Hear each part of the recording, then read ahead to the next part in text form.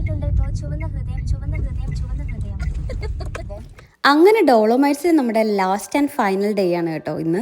അന്നും ഈ ദിവസം എനിക്ക് ഭയങ്കര വിഷമം തോന്നിയായിരുന്നു. ഇപ്പോൾ ഈ വീഡിയോ എഡിറ്റ് ചെയ്യുമ്പോഴും എനിക്ക് വിഷമം തോന്നുന്നുണ്ട്. കാരണം ഇത്രയും നല്ലൊരു സ്ഥലത്തിനോട് നമ്മൾ ടാറ്റ ബൈ ബൈ പറയുമല്ലേ, അതിൻ്റെ ഒരു വിഷമമാണ്. കഴിഞ്ഞ 2-3 വർഷങ്ങളായിട്ട് നമ്മൾ കുറേ കൺട്രീസ് വിസിറ്റ് ചെയ്തിട്ടുണ്ടെങ്കിലും ഒന്നുകൂടെ വരണം എന്ന് ആഗ്രഹിക്കുന്ന ഒരു സ്ഥലമാണ് ഡോളോമൈറ്റ്സ്. നമ്മൾ ആഗ്രഹിച്ച പോലെ തന്നെ നല്ലൊരു പീസ്ഫുൾ വെക്കേഷൻ നമുക്ക് കിട്ടി കേട്ടോ.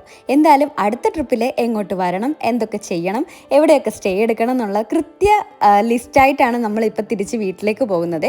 അപ്പോൾ കഴിഞ്ഞ വീഡിയോയിൽ നമ്മൾ പറഞ്ഞായിരുന്നു സെക്കേഡ എന്ന് പറഞ്ഞ മൗണ്ടൻ റീജിയനിൽ തന്നെയാണ് ഇപ്പോൾ നമ്മൾ നിൽക്കുന്നത്. അത് കഴിഞ്ഞിട്ട് എനിക്ക് എവിടെയെങ്കിലും ഒരു പിക്നിക്കൊക്കെ ചെയ്യണമെന്നുണ്ടായിരുന്നു, പക്ഷേ അതിന് നമുക്ക് പറ്റിയിട്ടുണ്ടായിരുന്നില്ല. എന്തായാലും നല്ലൊരു ലൊക്കേഷൻ കണ്ടപ്പം വണ്ടി ഒന്ന് ചവിട്ടിയിട്ട് നമ്മൾ ആ മലനിരകളൊക്കെ കണ്ടുകൊണ്ട് നമ്മൾ കുറച്ച് സ്ട്രോബെറീസ് അവിടെ ഇരുന്ന് കഴിച്ചു. അത് കഴിഞ്ഞ് നമ്മൾ പോയിട്ടുണ്ടായിരുന്നത് ലേക്ക് കറൈസ വിസിറ്റ് ചെയ്യാൻ വേണ്ടിയിട്ടായിരുന്നേ. ഇവിടെ ഡോളോമൈറ്റ്സിൽ ഒരുപാട് ഇങ്ങനത്തെ ലേക്സും മൗണ്ടൻ പീക്സും ഒക്കെ ഉണ്ട്.